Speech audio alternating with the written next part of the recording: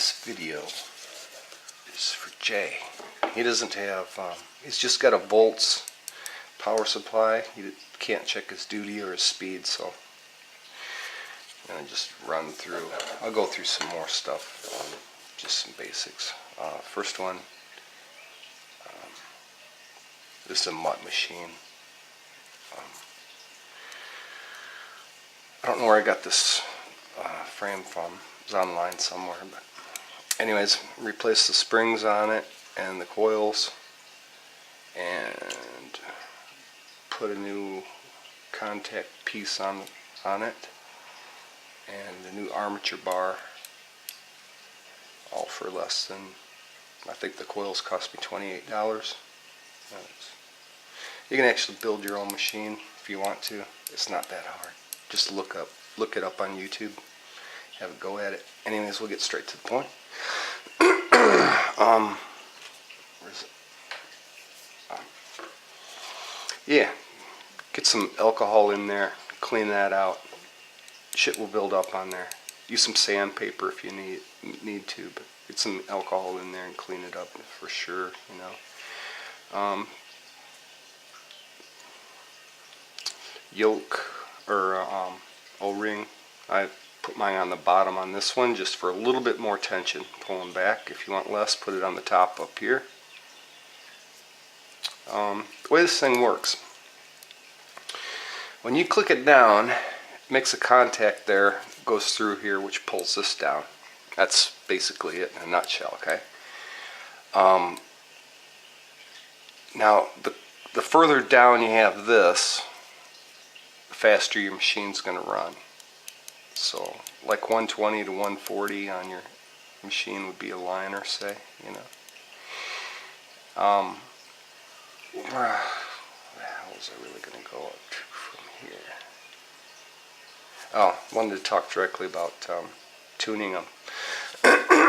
When if you can put a dollar bill inside here and you can pull it out like that and still feel it stick, that means you want to get this gap as close to each other as possible when it's laying flat like that, so that you can't barely even see through there, but you can pull a piece of paper out of, like a dollar bill out of it, real, you know.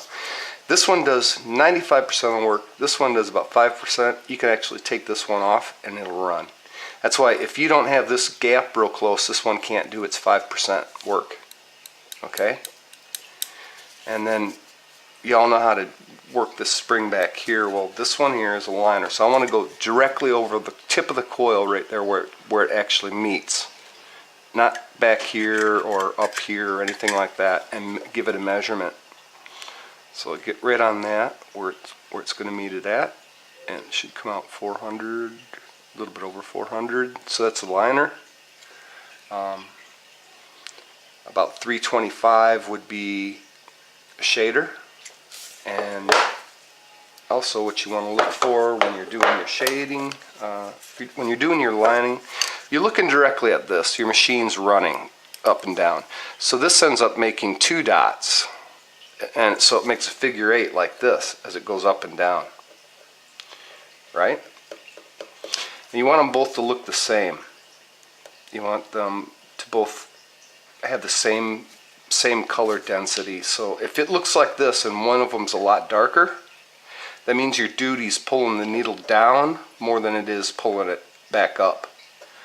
And what happens when this is dark and this one's light is that your needle is down into the skin too much, too often, or more of the time. You want it to be 50% on your meter. It needs to say 50%. Or close to it, you know. Of course, if this one's darker, that means your needle's out more than it is in, and that doesn't work very good either. But this way, if this is really dark, what you're going to do is you're going to be tearing up the skin as you go. You won't be able to move it. You'll just be and yeah, so that's pretty much that. Let me see. It's got to be something that I missed on that sucker. I'm trying to do this real quick. I get too much time on the camera and it doesn't want to fucking ever upload. And this is the only way I can do it. Yeah, these puppies are handy. alignment tool. Stick it up through there. It's also good for testing and sheen out, you know.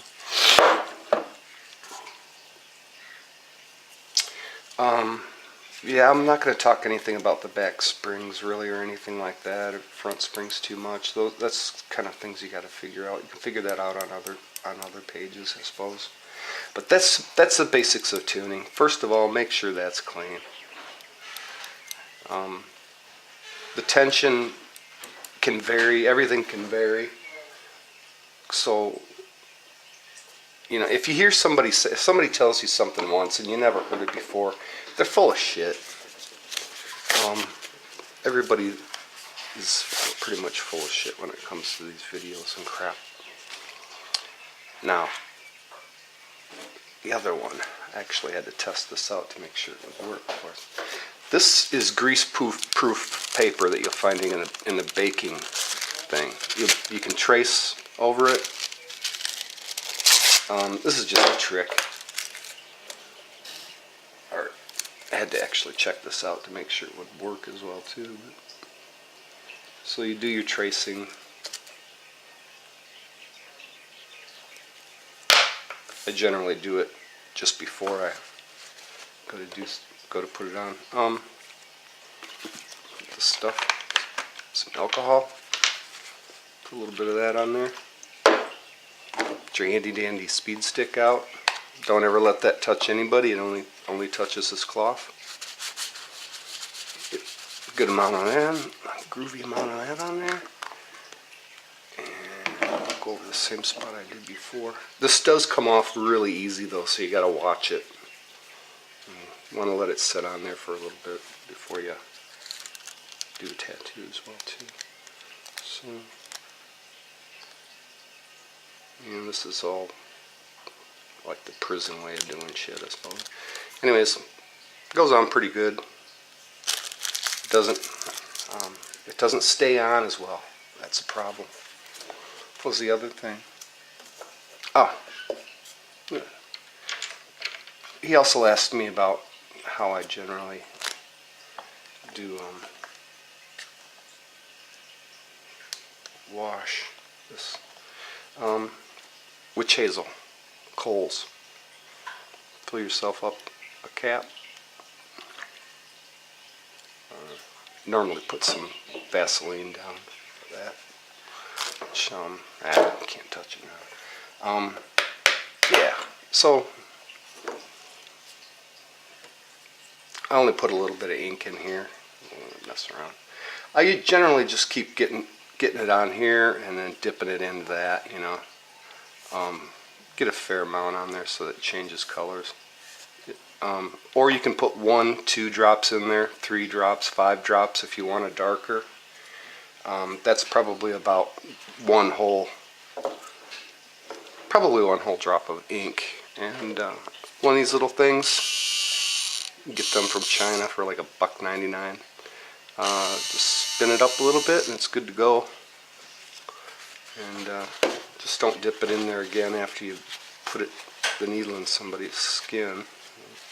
Don't double dip anything. Another good pointer is to only touch the person with this hand and gloves as well.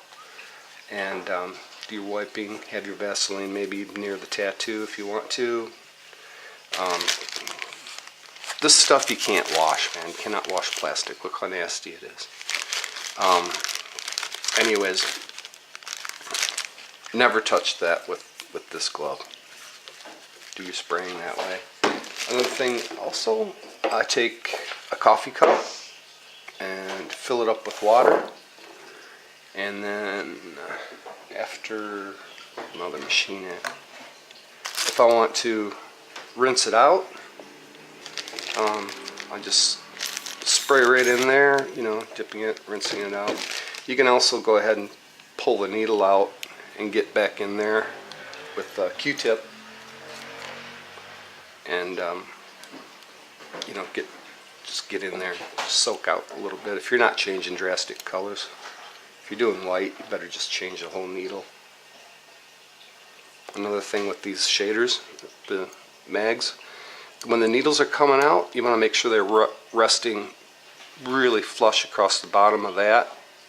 If this grip is turned to either side, there's going to be a gap on one side, and it'll just fuck up your whole operation. Aftercare, after about 3 days, I found this stuff to work pretty damn good. It's fermented by itself. There's nothing added to it at all. There's no perfumes, no shit in it. 3 times a day, it works perfect. What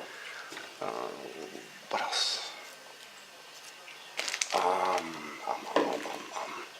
Oh, yeah, main thing. I forgot. It's sitting right in front of me. Back to the machine again. To get this higher or lower, there's a couple of ways to go about tightening that one up in there, that gap. You can either use one of these, put it on whichever one needs to go whichever way. It doesn't really matter as long as it's laying flat on the front one like that. Pretty good. That's very important, that runs really flat across there. So you can add a shim in there if you want to, or if it's really precise and you don't need to take that much off, just get a file out. Take your coil off and do the bottom of it, and that'll set you up pretty good. Main thing, first thing, is the frame. That's a big deal. You get some of these frames that are made out of, so you can see this one's welded and it's got some weight to it, so I know it, you know, I knew just by looking at it wasn't going to be such a bad thing to work with. Anyways, you get these ones from China that are, they're one piece. They're one piece of steel. See, this would be one piece right here, this whole face, and then this is another piece and it's been welded on, and that's another piece and it's been welded on. And you get these ones from China, it's a flat piece of steel like that, and to make it go across this way, they go like that, and to make that part, they put a piece like that on there. And that's what you get. They just bend it from one flat piece of steel. Nothing's welded directly on it, you know. So you got this teensy weensy little vibrating piece of crap frame that I wouldn't even keep around for a paperweight. Okay, went through everything. Oh, shading. Yeah, shading and color packing. I do about 45 or so when I'm going in doing that. When I do my lining, I run at 90%, or 90 degrees, excuse me. It's easier for, stops blowouts. When you get a blowout, if you got a line and later on it starts to look like, you know, there's ink traveling away through this, away from your line, that means you went in too deep. Plus, if you're going sideways like that, you're going to slice into the skin, you know, and you're going to have ink coming out over here, you know. So, yeah, shading like that. Liner, I do it up here. Some people do, professionals do 45-degree angles like that with their, but they, you know, they're not going to go in deep too. You know, they're going to make a nice thick line on the outside and not go in too deep. And anyways, that's what causes blowouts. That sideways shit. Okay, see if that looks good, and I'll post it. Anything else? Nope. That'll work.